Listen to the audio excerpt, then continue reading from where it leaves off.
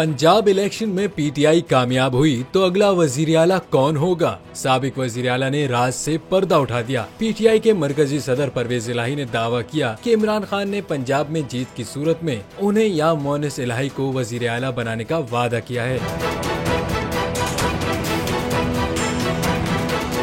अरब खबर रसा इदारे को दिए गए एक इंटरव्यू में चौधरी परवेज इलाही ने कहा कि मैंने इमरान खान को लिख कर दे दिया था, दस्तखत कर दिए थे और शनाख्ती कार्ड लगा दिया था कि असेंबली तोड़ने की तारीख खुद लिख लें। हमने इमरान खान की इज्जत की और उन्होंने भी हमारी इज्जत की। इमरान खान ने कहा कि आप पार्टी के मरकजी सदर बन जाएं। इलेक्शन के बाद पार्टी की तरफ से आप या फिर मोनिस इलाही में से कोई एक वजीर आला पंजाब होगा। अपने घर पर होने वाले छापे से मुतल्लिक चौधरी परवेज इलाही ने कहा कि इस कार्रवाई के पीछे भी वही लोग हैं जो इमरान खान के पीछे लगे हुए हैं।